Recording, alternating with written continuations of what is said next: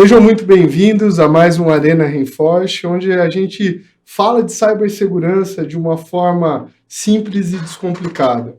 Eu me chamo Amir Velho, estou responsável pela área de operações na Reinforce, que é uma empresa focada em dois grandes pilares. Um pilar voltado para a parte de proteção, monitoramento de marca, e um outro pilar voltado para a vulnerabilidade. Como olhar para a vulnerabilidade de uma forma preventiva e tratar a gestão de vulnerabilidade em pilares diferentes, como, por exemplo, DevSecOps. Hoje eu tenho o prazer de estar aqui com um grande CISO, o Rodrigo Godoy, ao qual desde já eu agradeço, Godoy, pela disponibilidade de conversar e a gente poder bater um papo sobre um segmento que, até então, pelo que eu me lembro aqui das outras edições que a gente não conversou. Muito obrigado, Godoy. Obrigado, é um prazer estar aqui com vocês. Acho que vai ser bem legal esse papo, a gente trocar experiências aí. Acho que esse é o grande objetivo. E obrigado pelo convite. Joia, excelente. Godoy, eu queria começar, a gente sempre tem uma parte onde a gente quer entender e quer conhecer um pouco de quem está por trás do profissional de segurança. Ou seja, de onde você vem, onde você mora, algumas das coisas até que a gente já teve chance aqui de conversar um pouco antes, mas me conta um pouco da sua história, por favor. Legal. Bom, eu sou santista, né, de nacionalidade, de time do coração. Sou realmente de Santos. Comecei minha jornada. Atualmente lá. Moro lá na praia, né? Então, excelente. Com a pandemia eu fiz essa migração, mas também estou sempre aqui em São Paulo. Hoje é um caso. E tenho 2 filhos, né? Que são os meus tesouros. E que idade? Tenho um de 7 e um de 5 anos, que 2 legal. Moleques, que também moram em Santos, né? Então, bem legal estar com eles ali. Direto, praia, e, enfim, final de semana a gente se diverte bastante. Que legal. E a minha jornada, né? O meu primeiro passo para a área de tecnologia foi quando eu resolvi fazer minha faculdade, né? Então, estava recém-formado, já trabalhava, mas trabalho em áreas mais administrativas. Eis que surge ali, olha, ciências da computação. Isso aí estou falando de 1992, um pouco tempo. A barba branca não me engana, né? Isso aí, onde? Lá em Santos. E aí fui fazer faculdade de ciências da computação. E logo no início do curso já fui pegando um estágio aqui, outro ali. E no meio ali da faculdade eu vim trabalhar em São Paulo. E aí foi onde eu tive minha primeira experiência numa grande empresa. Então ali começa a minha história, né? Joia. E aí a gente acho que vai desdobrar um pouco aqui sobre isso, né? Perfeito. E fui entrar na área de cibersegurança em 2006. Olha que legal. É isso que eu ia perguntar, porque na verdade ciência da computação, ela tem um foco bem grande, eu também cursei, mas muito mais em desenvolvimento. É isso aí. E uma das perguntas que eu ia te fazer era justamente como que você sai dessa visão de ciência da computação e vai para a área de cibersegurança. Bom, comecei no suporte, né? Como muita gente, e ali no suporte você começa a entender toda a empresa. Como funciona? Tem desenvolvimento, tem arquitetura, tem infraestrutura, tem segurança. Mas o pessoal de segurança fica fechado numa sala ali, são quase os intocáveis. Lá em 2006 era mais ou menos assim, né? Porta fechada, crachá, biometria, etc. E aí me surgiu uma oportunidade, né? Eu fui convidado a participar de um processo seletivo. Eu trabalhava na Serasa nessa época. E comecei lá aqui em gestão. Já, né? Será já no centro de São Paulo. Aqui no centro de São Paulo. E comecei lá como gestão de acesso.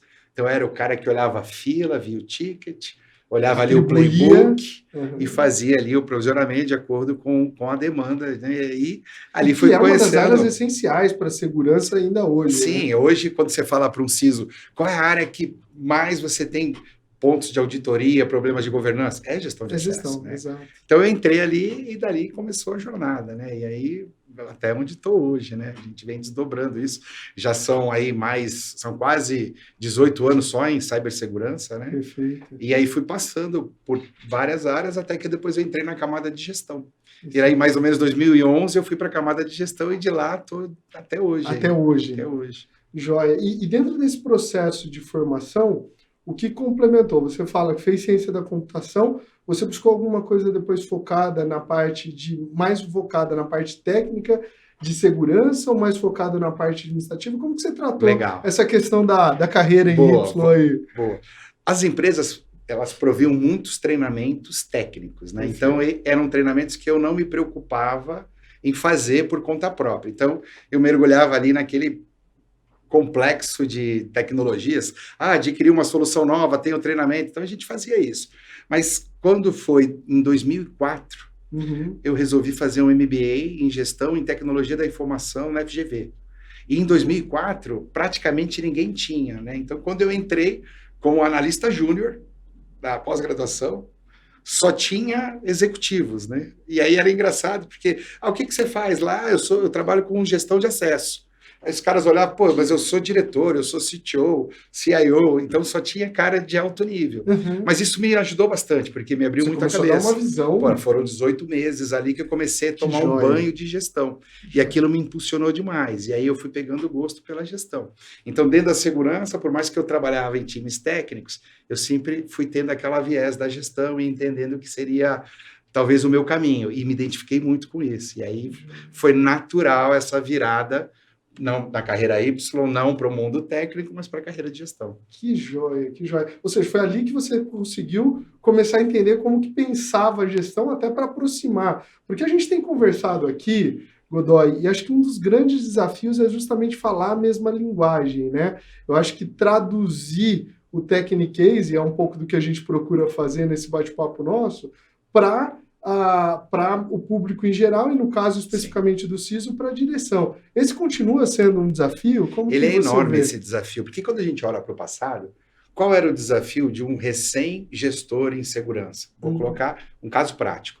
Quando eu ia falar com o meu executivo, que era de tecnologia, já era difícil a gente conseguir traduzir aquilo. Qual o ROI? O que a gente vai ganhar? Né? E segurança, a gente sabe que mensurar é difícil, né? Você está protegendo, então, mas você tem que ter uma forma de falar isso. Então, acho que de tanto a gente levar não e não conseguir trazer um business case adequado, faz você também gerar uma nova mentalidade. Cria resiliência, cria casca, musculatura, né? Casca grossa. Então, isso também ajudou. Lógico, esse fato de você navegar um pouco mais na linha de gestão. Então, eu diria que tem um momento ali que é um divisor de águas. A partir do momento que você começa a entender como você tem que levar isso, e aí isso amarra o teu sucesso como profissional, porque você começa a se conectar cada vez mais no negócio, porque não adianta você falar só de cibersegurança, você precisa saber para onde a empresa está indo. Quais são os objetivos, né? Hoje a gente fala de OKRs, mas vamos pensar um pouco mais atrás. Para onde a gente está indo? Quais objetivos estratégicos? O que as áreas de produto estão criando? Porque a gente fala muito, security by design, fraud by design. Everything é by design. Tudo é by design, mas se você não está junto com o cara lá, dificilmente ele vai te procurar. Então, você tem que se conectar com todos esses pontos corporativos. E a partir do momento que você desenvolve isso leva um tempo, é uma jornada como profissional para você desenvolver isso. A partir do momento que você consegue fazer com que aquilo vire o teu dia a dia, aí você começa a ter uma conexão, né? Lembra, falar primeiro com o meu executivo de tecnologia, depois falar com os executivos de negócio. E depois, que eu acho que seria a cereja do bolo, ou a arte da graça, é estar preparado para falar com um time de conselheiros. Então, você senta lá com aquele time, vai defender sua estratégia, teu plano diretor para o próximo ano. Com base no quê? Tá aqui, esses números. Qual vai ser o risco? Qual é o apetite de risco da empresa? Aonde a gente quer entrar? Então, isso vai te trazer... Então, a gente vê hoje... A pandemia acelerou demais, a gente tem muitos gestores em cibersegurança, mas às vezes a gente ainda se preocupa, muitos mais antigos, como é que a gente consegue ajudar a preparar essa nova geração para sair do Technicase e falar a língua do negócio. Acho que esse é o grande ponto. E acho que esse é um ponto que vai ser interessante a gente passar por ele. Acho que no nosso bate-papo a gente vai passar, porque uma das grandes carências, independente do segmento que a gente está em cibersegurança, é a mão de obra. Então, acho que a gente vai passar por isso. Mas antes, deixa eu conhecer ainda nesse processo de te conhecer, vamos começar a falar um pouco agora da carreira. Legal. Você falou aí de mais de 18 anos com cyber, mais de 22 anos aqui, base, chutando por baixo em termos de área, né? Trabalhando com tecnologia, trabalhando nesse mundo. Como que você passou? Em que áreas você passou? Segmentos você passou? E daí para tentar entender um pouco de como que você aproveitou esse conhecimento para onde você está hoje. Legal, excelente.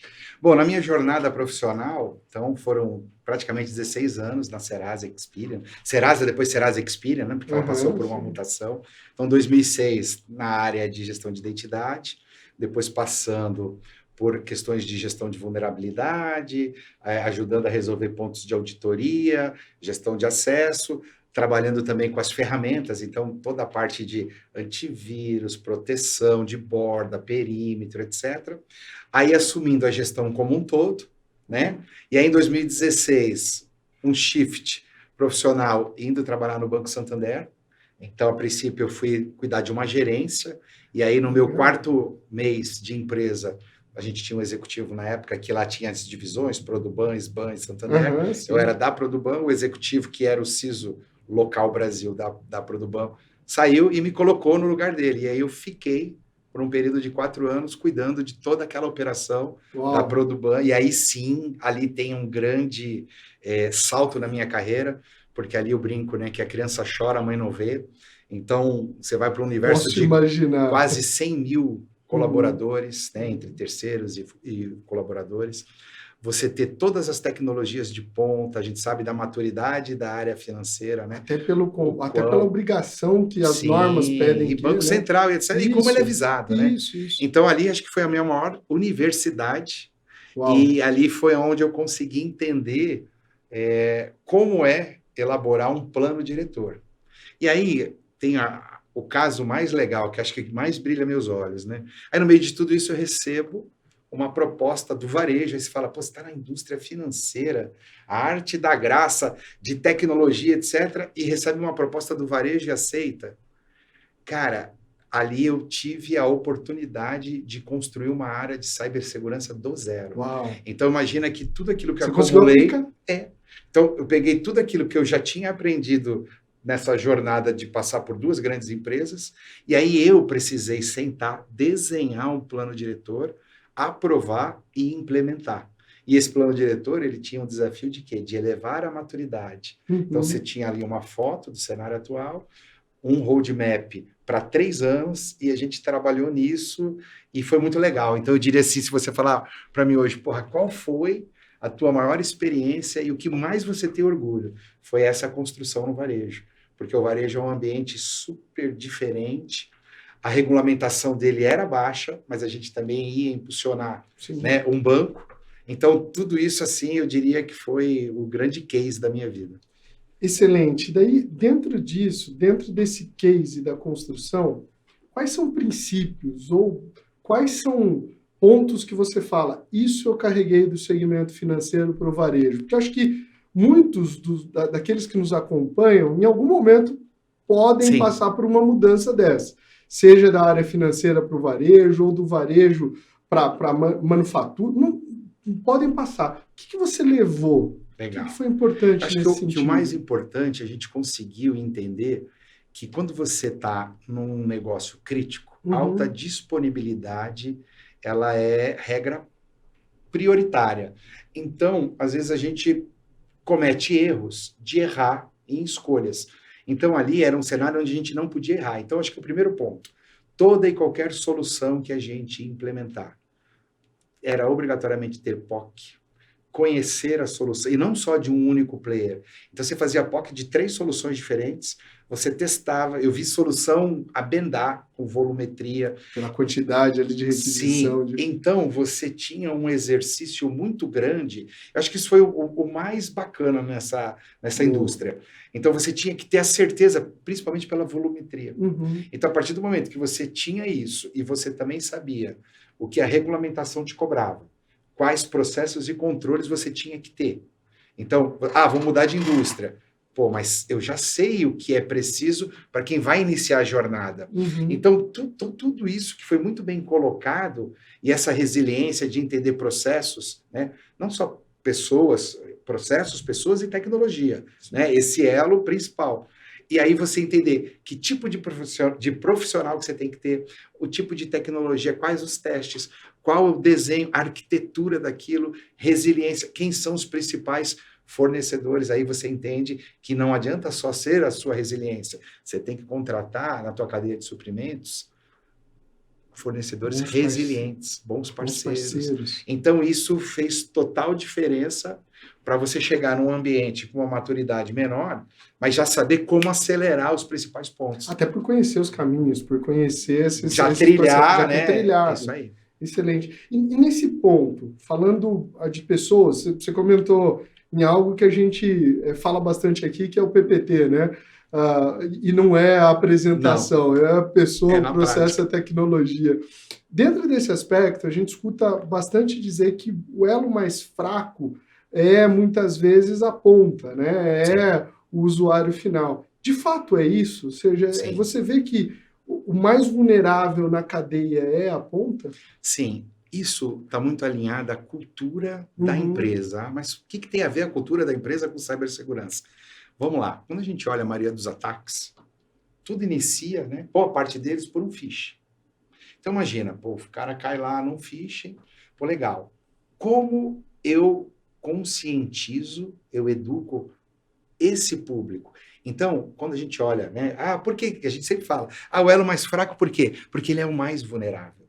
Então você vai pegar um cara de negócio que ele tem baixo conhecimento em segurança, ele precisa ser treinado. Então você precisa criar todo um processo corporativo para excelente. elevar a maturidade e a responsabilidade de quem? Nossa, mas junto com quem? Você não faz uma cultura de segurança para uma empresa sozinho. Quem cuida da cultura organizacional é o time de RH. Então, olha só, então você tem que estar contigo, o time de compliance, o time de RH, o time de marketing, porque você tem que fazer de forma que seja simples, suave. Então você começa a criar toda uma cultura na tua empresa para elevar a maturidade. Então você faz uma série de campanhas, você faz semana de segurança, você traz pessoas para palestrar, os amigos CISOs que você se relaciona. Então eu participo de muitos painéis e eles também participam com a Uma gente. troca, É né? uma troca de experiências. A gente traz o ranking, né, de pessoas que mais acertam, que mais identificam. A gente faz treinamentos. Então, quando você olha tudo isso, quando a gente fala do elo mais fraco, por quê? Porque existe realmente isso no mundo corporativo. E a engenharia social, etc. Então, treinar as pessoas, então a gente tem lá processos internos, que a gente faz comunicação para toda a empresa, desde um Uhum. cara que está na fábrica a um cara que trabalha na própria tecnologia. Então, toda semana a gente manda ali, olha, cuidado com esse tipo de engenharia social, cuidado Essa com essa abordagem, abordagem, cuidado com dados. A gente tem lá um DPO que também faz esse trabalho, o time de compliance faz esse trabalho. Então, é tudo muito orquestrado. ou seja, não é um trabalho solitário, é um trabalho que tem que Não, envolver não várias dá. áreas. Se um cara de segurança tenta caminhar sozinho, ele perde força. Então, Perfeito. isso tem que ser, o Excelente esse engajamento ponto. tem que ser corporativo. Excelente, engajamento corporativo. A gente conversou, inclusive, com um amigo seu que a gente conhece também, que foi o Glauco, e ele citou bem nessa linha, a necessidade de envolver RH, envolver Sim, área de marketing, ter isso como um trabalho em conjunto. Agora, como fazer isso com o tamanho que é o grupo ao qual você trabalha, e especificamente é a marca Riachuelo, ou seja, pelo que a gente conversava um pouco antes, a gente está falando de 30 mil, um pouco mais aí, de funcionários. Como engajar todo esse pessoal usando essas áreas? Como coordenar ou como orquestrar esse time? Fala um legal. pouquinho nesse Quando a sentido. gente vai para um alto volume de funcionários, né, fica sempre essa questão. Então, você vai ter funcionários que não diretamente utilizam o computador, então você tem costureiras, mas ela trabalha com informação corporativa, ela trabalha com informação pessoal. Uhum. Então a gente leva esse tipo de linguagem o mais simples possível, até para que essa pessoa tenha esse conhecimento. Então, quando a gente fala de uma campanha de uma semana de segurança, aí você fala, pô, é um e-mail? Não, você está acampado com um time de segurança lá numa fábrica, fazendo ali palestras, dando dicas, principalmente de dicas pessoais. Até para a pessoa, golpe do WhatsApp, olha, o Que vai golpe além, né?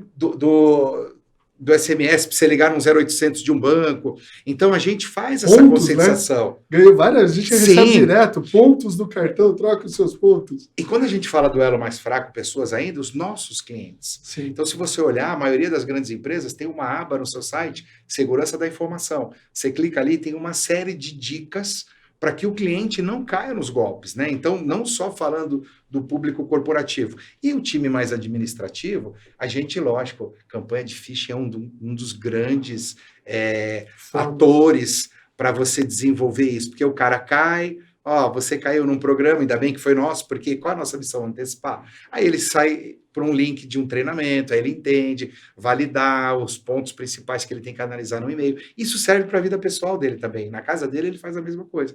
Então, todo esse processo, junto com as áreas internas, como a gente citou, compliance, RH, marketing, todo mundo em conjunto, a gente faz isso virar uma cultura. Perfeito, excelente. E como que diferencia esse processo de formação, agora mais especificamente, a gente falou Claro. um pouco do financeiro versus o varejo, mas como que você vê a diferença, os pontos peculiares ao varejo frente ao mercado financeiro, Bom. ao qual você trabalhou, especificamente Sim. nessa formação de cultura? Legal, vamos Existe imaginar... alguma coisa que você ressalta de diferente? Não, tinha um gap muito grande, tá? Então vamos falar de 2018. Certo. Vamos olhar o varejo, a indústria. Qual era a regulamentação específica para o varejo? Não tinha. Não tinha.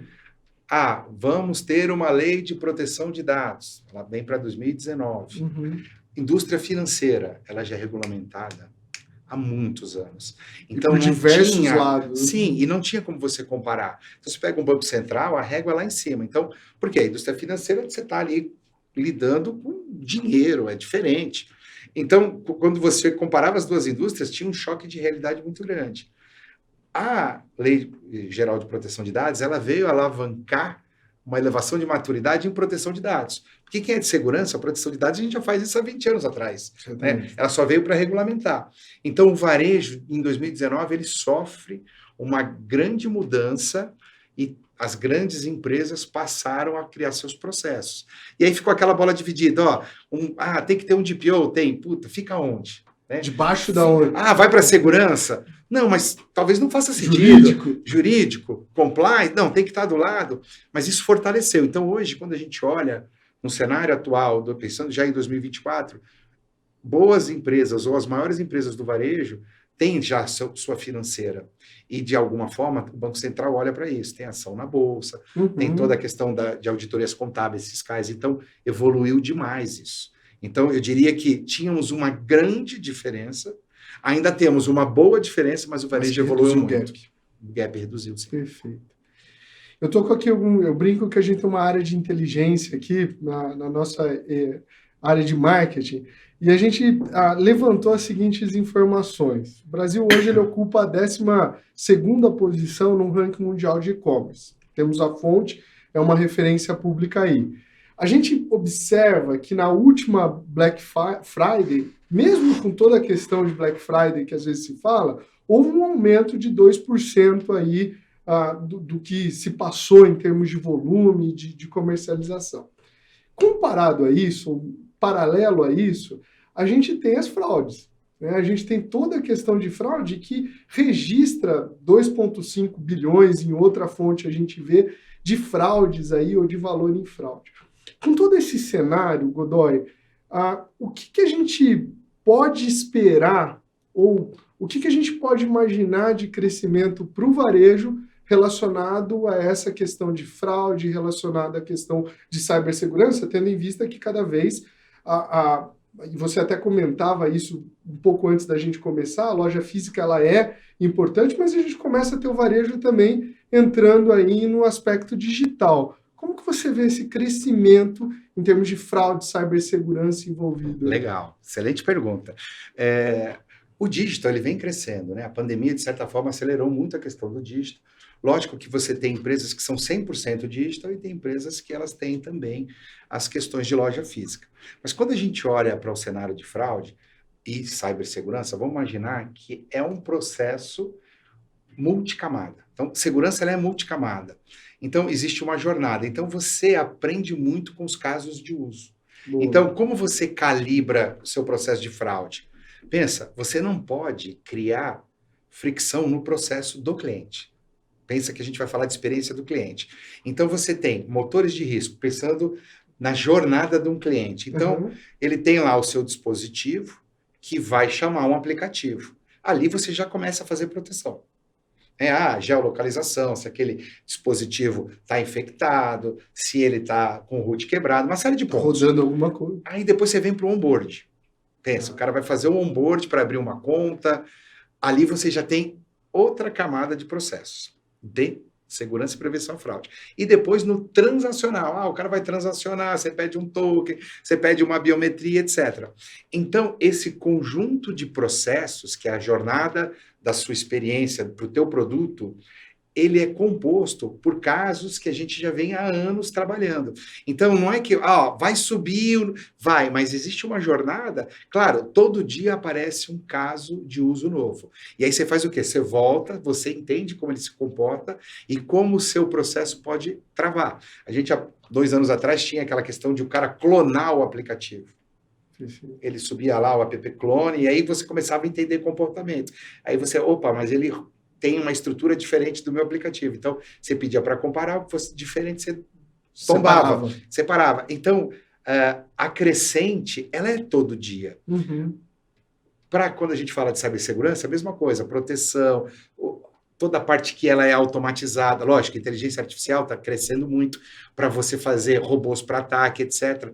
Mas a gente vem aprendendo junto. E os nossos fornecedores dessas soluções, eles também têm times que estão só estudando e entendendo isso. Então, volta e meia, eles pegam um caso de uso num outro cliente que replica para a gente. E como a gente faz? Como a gente usa o MISP para compartilhar IOCs entre as empresas. Então, é uma guerra. Todo dia, né, a gente compara ali, talvez a faixa de Gaza, que todo dia mandava, né, um míssil, e a gente tinha ali a bateria antiaérea de Israel, todo dia combatendo, e todo mundo vivendo na normalidade, porque eles conseguiam derrubar mais de 90% dos ataques ali. Então é uma jornada isso, mas é uma guerra constante. Reforça a questão de maturidade, ou seja, sim, tem todo um aprendizado que você carrega com relação a isso. Você carrega isso com você e você aprende todo dia, né? Porque é muito rápido a transformação. Dinâmico, é né? Muito dinâmico. Legal. E pensando em prevenção, olhando para essa questão, há quem diga que você, às vezes, aumentar o nível de segurança para prevenir, você inibe a venda. Como balancear isso? Eu vou te dar um caso, antes até de concluir a pergunta, que a gente viveu recentemente nessa área de fraude. Um dos nossos clientes levou, através dos achados que a nossa plataforma possibilita, Godoy, para a área de user experience, o fato de precisar, por exemplo, um segundo fator de autenticação, porque a área de user experience não queria colocar, achando que aquilo ia comprometer o processo, a experiência do cliente. Mas conseguiu mostrar que a quantidade de credencial vazada, e que se não tivesse, aumentava exponencialmente a questão de fraude. Como que você vê essa balança? Sim. Como que você lida com ela no dia a dia? Essa pergunta ela é muito legal, porque quando a gente fala na concepção de um produto, imagina só, não tem mais como desenvolver um novo produto onde segurança e prevenção à fraude não esteja embarcado desde o início. Porque no momento que você desenha sem segurança e sem fraude, sem prevenção à fraude, como é que depois você adapta? Você vai criar o quê? Fricção. Então, o produto, ele tem que estar muito bem alinhado, a área de produto com a área de cyber e de prevenção. Feito isso, existem regras de negócio. E a gente consegue calibrar como? Se você hoje entra com uma prevenção à fraude mais amena, você começa a ter os casos. Aí você começa a fazer conta. Puta, isso aqui está dando prejuízo. Aí você começa a calibrar. Então, no fundo, essa jornada, ela é um aprendizado para todo mundo. Lógico, tem aquilo que é o básico. Aquilo by the book você já implementa, que você já sabe que isso vai ter. Vai errar, não vai ter erro. Só que tem momentos que você volta atrás. Você fala, puta... Apertei demais. Não tá legal. O cara, na jornada do cliente, ele está abandonando. E aí, a área de produto ajuda a identificar isso com a área de experiência do usuário, e aí você começa a calibrar. Então, é uma jornada também diária, mas sempre pensando no quê? Na fluidez do cliente. A experiência tem que ser rápida, tem que ser leve, tem que estar disponível, e o cliente tem que sentir que tem muita... facilidade para ele. Excelente, porque assim, mesmo se não for assim, o negócio não vive, né? Não vive, e você não adianta eu querer ter a minha régua lá em cima, um baixíssimo apetite de risco, mas eu estou inviabilizando o negócio, então tem que ter um equilíbrio. Sim, e mais uma vez, tem momentos que você tem que trazer casos para a mesa, qual é o apetite de risco da empresa para esse cenário? E a decisão é tomada na linha executiva. E nessa questão, você até citou aquele baseline de que se fizer, esse não tem problema. esse arroz com feijão, ele tem sido suficiente para essa primeira etapa? A gente sabe que ele é necessário, mas o quanto que a criatividade do atacante tem passado por essa parte base aí, a gente cita bastante aqui nos episódios também, do básico bem feito, né? Quanto que o básico bem feito tem atendido ou não essa engenhosidade, vamos dizer assim, dos atacantes? Legal. Godoy? Cara, fazer o básico é o mínimo necessário. A gente olha, você vai às vezes conversar com alguns pares, puta, eu tenho a solução tal, mas só está instalado em 80% do ambiente. Aquele 20, aquele 15, aquele 5. Então, ali é que a coisa passa. Porque, tudo bem, segurança, ela é multicamada. Só que você tem que fazer o básico bem feito. Então, você tem antivírus? Está atualizado? As TDR está instalado? Como é que você mede isso? Quantos ativos você tem? Você tem um CMDB? Você cruza com o teu Active Directory? Então, você precisa ter indicadores. Eu falo muito isso para o meu time. O básico, você tem que estar forrado de indicadores que te tragam a maturidade que você está. Só que você tem também o quê? Todo dia uma nova invenção. Então, por exemplo, eu tenho um time de Red Team. Toda hora o meu time de Red Team está usando uma nova técnica que foi divulgada, que foi explorada, para a gente entender. E aí vai muito na linha de comportamento. E aí, toda vez que a gente identifica principais casos, isso vai virar um caso de uso, isso vai para o nosso SOC, vai ter um playbook, onde a gente vai poder responder. E aí você vai enriquecendo seus casos de uso. Então, no fundo, é uma orquestração muito grande. Não tem bala de prata, né? Então, mas o básico tem que ser muito bem feito. E, lógico, cada empresa tem o seu potencial, tem a sua capacidade financeira, porque a gente sabe, a tecnologia, ela é cara. Então, às vezes, quando a gente vai olhar, qual que é o teu indicador financeiro? Olha, em média, a gente consome de 5 a 8%, indústria financeira maior chega a bater quase 7% do orçamento de tecnologia em cibersegurança. Empresas de menor, a gente fala varejo, é 4,7%. Isso são números do Gartner. Então, você tem que se basear e você tem que ter criatividade. Porque se você tem um limite orçamentário, não dá para você querer gastar muito em um único foco. Então, você tem que ter o equilíbrio. Então, o básico continua sendo uma grande fortaleza, mas você tem que ter criatividade de descobrir, identificar novos casos para botar na tua esteira de controle. Ou seja, não é só o básico bem feito, mas é um básico bem feito de forma distribuída. Onde você cobre toda a superfície ali. E tentando entender no multicamada, porque... Perfeito. São etapas. Em alguma das etapas, você tem que identificar o atacante. Perfeito. Excelente. Dentro disso, a gente começa aqui já a olhar um pouco para o futuro, Godoy. Então, você tem o básico bem feito hoje, mas o que você vê como caminho para a defesa cibernética? Ou seja, do que você tem pesquisado, do que você tem trocado de informação com o Red Team, possivelmente com o seu Blue Team, levado isso para a sua conscientização de SOC, para os seus playbooks, para as suas ações, o que você tem visto que vem por aí em termos de defesa cibernética? Pô, excelente. Hoje, a gente tem percebido, tem se falado, né? Todo mundo, então a gente se reúne, a gente discute muito, né? Então o próprio Glauco, o Alexandre Domingos, a gente tem grupos aí que a gente discute muito sobre isso. Então, muito tem se falado. 2023 foi se falado o quê? Alinhar a linguagem com a estratégia da alta direção.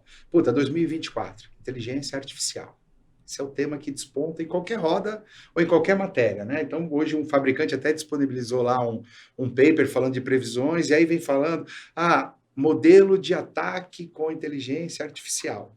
Então, se ela nos ajuda, de certa forma, a acelerar o processo, para o atacante, melhor ainda.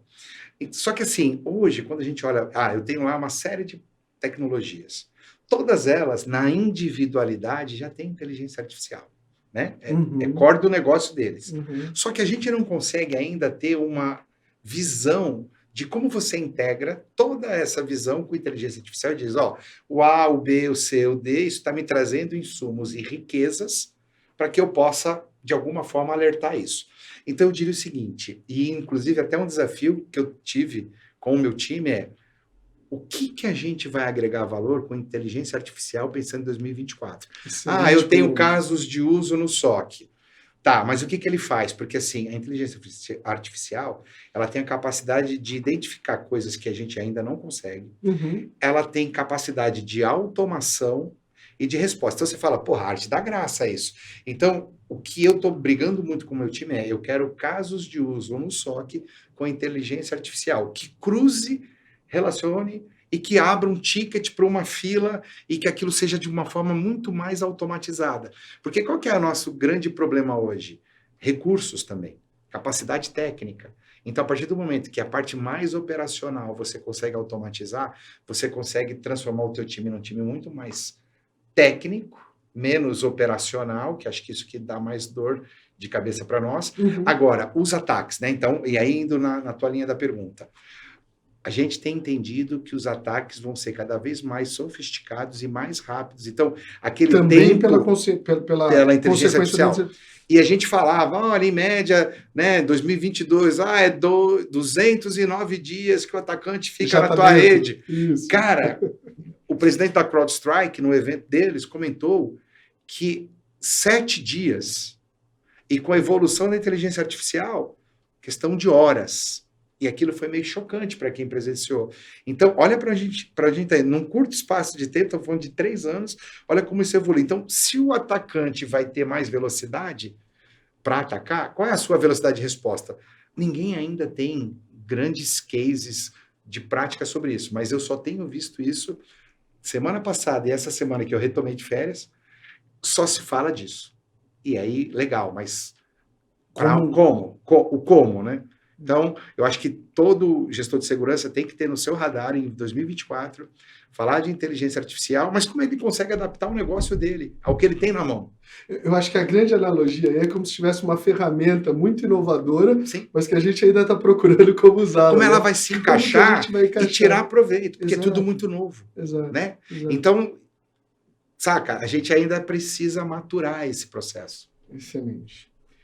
E uma pergunta que vem decorrente a essa questão, essa mesma questão de inteligência artificial e dessas inovações, você tem sido também perguntado, olhando para o board, olhando para a diretoria, eles perguntam, e aí, o que nós vamos fazer em segurança com inteligência artificial? Não sei, tem acontecido isso? Tem. No meu último staff, né, com os meus pares e o meu executivo, o que foi colocado na mesa é, precisamos evoluir, não pensando em cibersegurança, pensando em visão negócio. Precisamos evoluir com a inteligência artificial para melhorar processos e que ela traga informação para tomada de decisão. E aí, como é que você acelera processos para a empresa, até para direcionamento? Então, competitivo, para o negócio, para o produto. E aí, isso tudo já foi colocado. Então, hoje eu recebo esse tipo de cobrança e está alinhado com o meu time para que a gente comece a desenhar processos, né? A gente tem um novo projeto, não vou entrar no detalhe, mas a gente tem um projeto que hoje eu tive essa reunião, inclusive, hoje de manhã, que eu falei, cara, eu queria que esse projeto já fosse implementado com regras com inteligência artificial. Faça essa proposta para o fornecedor. E aí ficou aquela, caramba, a gente não tinha pensado nisso. Eu falei, porra, de repente a gente, como é um novo projeto, eu já posso entrar com ele. Assim. Começar do zero. Ele vai demorar um pouquinho mais para entrar, mas vamos desenhar isso. Por quê? Ele vai ter toda uma questão de correlação, de abertura de ticket e tal. Eu já queria entrar nesse novo modelo, então isso vai ser bem legal. E acho que esse é um dos grandes diferenciais dos gestores, né? Sim. Justamente provocar a equipe levar para o direcionamento. Perfeito. Porque a empresa não vai, o meu executivo não vai me cobrar por um processo de cibersegurança. A empresa vai dizer, estamos indo para esse caminho, esses são os nossos produtos, é isso que a gente pretende ganhar, esse é o nosso orçamento, e aí eu sou dono dessa responsabilidade de desdobrar isso para controles de cibersegurança. Perfeito. Tendo em vista esse cenário de ameaça e vulnerabilidade, já caminhando aí para uma parte de um bate-bola que a gente faz com perguntas aqui, Godoy, eu queria ver como que você está, qual o seu otimismo, a sua visão nesse sentido de ameaça e vulnerabilidade para o setor de varejo. Ou seja, como que você vê os próximos anos, pensando no Brasil, especificamente, do varejo, além dessa questão que você falou de um aumento da regulação, né, do segmento, Como que você vê essa dinâmica de ameaça e vulnerabilidade Legal. para o segmento de varejo, do Vai varejo? sempre crescer muito. Esse é o ponto de vista que a gente tem, né? Então, hoje, quando você olha, você vai chegar numa empresa do varejo e falar, pô, o que tem de vulnerabilidade? Tem um mapa de vulnerabilidade. Você passa scan, você tem Red Team, você tem TDAH, TDI externo, etc. Então, você sempre vai ter. E aí fica aquele papo, o que a gente vai priorizar? Aí você vai abrir sua política, olha, críticas e altas, eu tenho 7 dias, outro é 30 dias, e ninguém consegue atualizar tudo ao mesmo tempo agora. Não dá. As áreas competem. Então, a área de infraestrutura, ela precisa entregar os projetos dela. O que a gente está trabalhando muito forte em 24 é quais são as vulnerabilidades críticas que já existe exploited, que já foi comprovado que elas foram exploradas, elas são emergenciais para a gente. Então, porque assim, não dá para fazer o todo. E aí a gente vem, e aí a gente melhorou essa visão na própria política para que a gente seja mais efetivo naquilo que realmente... Porque quando você olha para o mar inteiro, só 5% realmente são aquelas que já têm conhecimento da exploração. Porque o fabricante rotula, CVE, a gente sabe de tudo isso. Mas a gente está atacando esse ponto. Então, a nossa briga hoje é empurrar, no bom sentido, para a correção, para a esteira, aquilo que mais tem impacto para o negócio. Boa, excelente. E aí, quando a gente fala pro varejo, não que seja direcionado, porque no final, a negação de serviço é para todo mundo. O varejo, lógico, tem alguma coisa mais direcionada. Você tem o perfil de uma conta no varejo, que é totalmente diferente de um perfil de uma conta de banco, né? Então, no varejo o cara salvou os dados, tem o cartão lá salvo. No banco você tem o dinheiro. No banco o cara quer transacionar, jogar para uma outra conta, é Pix, então tudo isso que é novo. Então, olha que diferente os cenários, mas as práticas e as práticas automatizadas, robotizadas, são parecidas, né? Então, olha, lembra do multicamada, segurança multicamada? Então você tem que ter um olhar crítico para tudo isso. Brinca que é que nem cebola, né? É uma cebola. Não é senta e chora, né? Não é senta e chora. Não, é realmente uma cebola. O grande... daí, camadas. Excelente, Godoy. Uma última pergunta antes de a gente entrar em encerramento. Como você tem visto isso, até para fazer um link com outras que a gente já teve, outros episódios que a gente teve, com a área de desenvolvimento, né? Ou seja, como permitir que algo nasça ou que ele tenha uma visão de desenvolvimento segura desde o início? O que você fala um pouco sobre isso? Isso eu diria que é fundamental. Só que assim, eu vou trazer um caso prático, tá? Então, no passado, a gente pensava assim, cara, eu tenho que orientar o desenvolvedor, eu tenho que ter uma área de arquitetura que produza componentes de uso comum, que o desenvolvedor beba dessa fonte para acelerar, para nós a gente achava que acelerava. E aí a gente vem num novo modelo, onde o desenvolvedor, as squads querem autonomia, eles querem desenvolver, e aí começa uma guerra. Começa a quebrar esse papo de padrão, começa a ser uma coisa meio disruptiva, aí você fala, bom, vamos fazer o seguinte, vamos criar um conceito de Security Champions, nós vamos trazer informação para os caras, nós vamos trazer boas práticas, nós vamos dar treinamento, nós vamos criar manual, por linguagem, etc. e tal. Só que o cara vai para a prática e você não tem nada para validar. Não, peraí, a gente então vai plugar uma solução na esteira DevSecOps.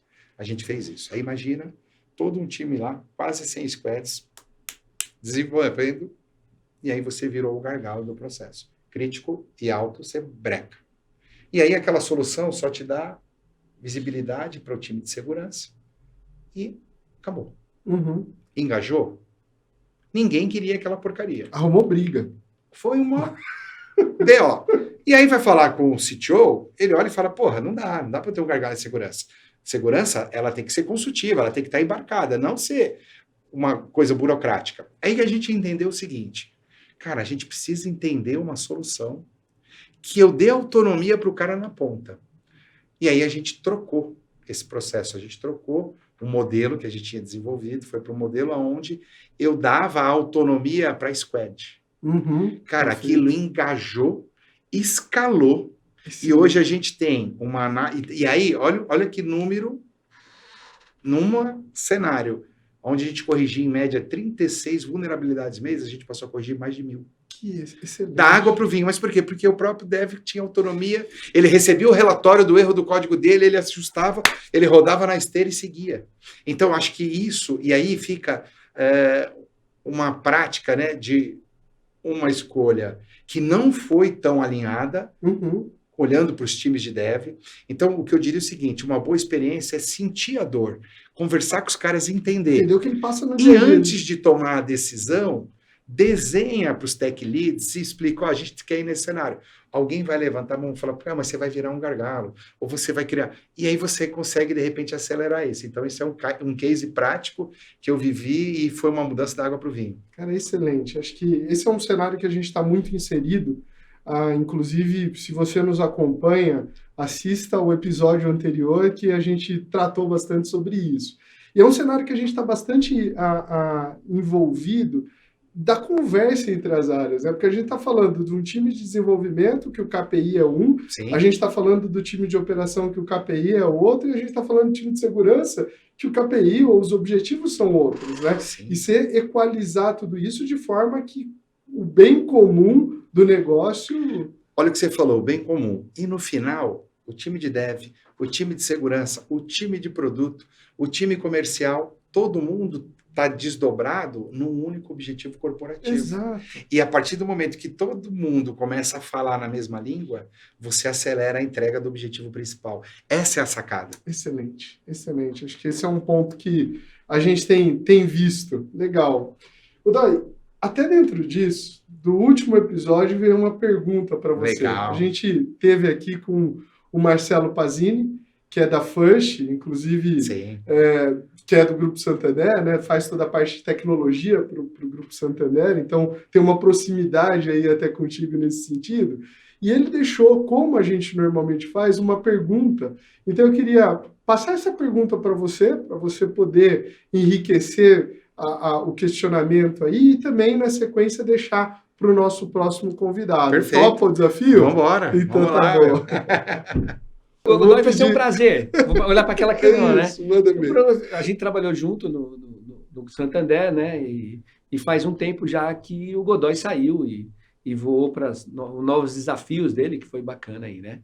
E eu tenho uma pergunta bacana para o Godoy. Godoy, eu acho que tanto você como eu, a gente trabalha numa indústria que tem varejo, né? Tanto a parte da capilaridade física, com a parte do comércio eletrônico. Então, a gente tem um desafio grande aqui, como que a gente trabalha na parte de segurança.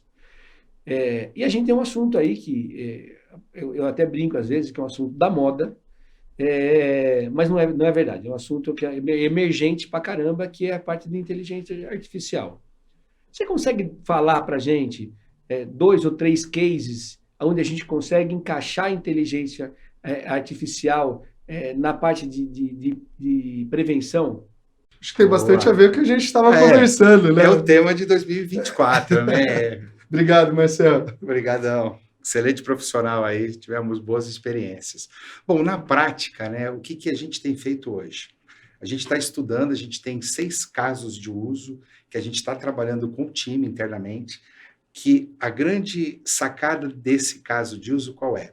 São de tecnologias distintas, é a identificação desse comportamento cruzando informações, a autorremediação. Essa é a sacada. Então, o que é autorremediação? Então, imagina que no passado você recebia um alerta, você tinha que ter um cara olhando lá 24/7 para ele entender o que está acontecendo e fazer ação. E a gente está explorando isso no nosso ambiente de cloud. Então, imagina que você está monitorando, você teve a falha aberta ali naquele momento, você identifica, correlaciona e corrige automaticamente. Então, a gente está trabalhando exatamente nisso. Ainda está em POC, em estudo, mas a gente tem praticamente certeza que a gente vai conseguir fazer isso e eu vou otimizar recurso operacional. Que é, de fato, ganhar tempo. Sim, e estamos trabalhando principalmente nesses alertas de maior volume operacional. Começar pelos 80/20, né? Começar por aquilo que gera mais. É isso aí. Então, excelente. Mas uma excelente pergunta e eu diria que vai ser o tema de 2024.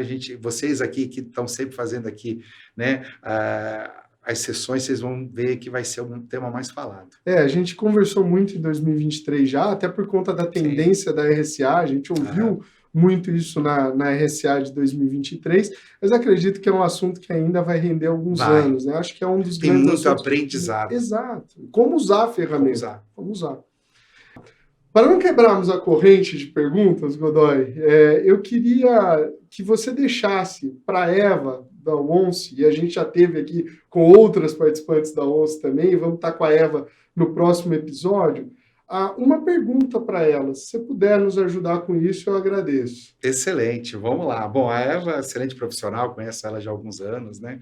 E a pergunta que eu vou deixar para ela, na realidade, vai ser mais ela nos trazer uma boa prática, porque ela, como profissional de segurança, né? Como nós, gestores de segurança, podemos escalar o treinamento feminino na nossa área? Porque hoje a gente tem muita dificuldade de contratar mulheres, né, para os nossos times. E conhecendo a tua história, né, posso falar com propriedade, seria legal você trazer para a gente essa tua experiência. Como você, né, embarcou nesse mundo de cibersegurança e como nós, gestores, podemos iniciar mulheres dentro da tecnologia a migrarem para a nossa área, incentivar. Acho que essa é o que eu deixo para ela aí. Excelente, até porque visões diferentes complementam mesmo Sim. dessa área. Você citou bastante isso também, né? O fato de você sentar lá para conversar na esteira e conversar com o arquiteto, junto com o desenvolvedor, mostrar a ideia, acho que tem muito a ver com essa diversidade. Sim, que a gente precisa para E a gente precisa muito disso, a gente ainda está muito carente. Perfeito. Muito obrigado, Godoy. Obrigado pela pergunta. Antes de terminar, eu queria ver se você quer deixar alguma... não só o contato, como as pessoas podem falar contigo, e daí talvez através das redes, mas mais do que isso, se você tem aí alguma mensagem tanto para os profissionais que estão começando, como aqueles que já estão na estrada aí, são parceiros em termos de cibersegurança, eu agradeceria bastante. Excelente. Bom, eu diria o seguinte, para quem está começando, né, que está entrando aí na área de segurança, eu diria o seguinte, segurança cloud. Acho que esse é o futuro, né? A gente tem um gap muito grande de pessoas nesse segmento e eu entendo que ele tenha muita informação para você poder estudar de casa. Então, hoje, né, a gente consegue ter esse conhecimento desenvolvido. Por quê? Porque as empresas, elas até fazem seus programas de treinamento, mas se você já está ali nessa jornada pessoal, você vai conseguir entrar mais fácil. Acho que a oportunidade vai linkar mais. E para os gestores, né, a gente até falou um pouco sobre isso, mas para os gestores mais novos que migraram da área técnica nesses últimos 2 anos, é tentar entender, a gente fala a língua do negócio, tenta entender a estratégia corporativa, quais são os produtos que a sua empresa está fazendo, quais são os resultados que a sua empresa quer trazer e como você desdobra esses objetivos corporativos para entregas de segurança, né? Embarcado desde o início. Acho que essa é a grande sacada que eu deixo. E um abraço para todos os nossos amigos e colegas aí que passam por aqui, que a gente está sempre se encontrando aí nos painéis e nas rodas. Diversos eventos, né?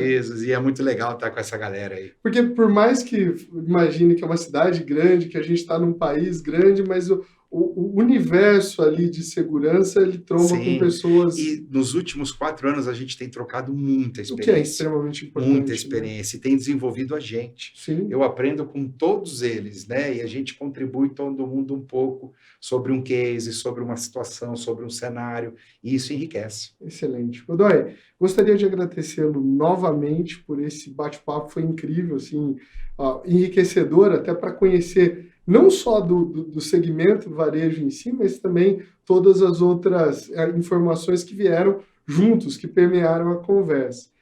Você que nos acompanha no Arena Reinforce, vocês podem encontrar nos links que a gente tem logo abaixo, como outros canais, como a gente pode conversar e como a gente pode trocar informação através de outros episódios, através de outras formas também. Eu fico por aqui e nos vemos no próximo Arena Reinforce.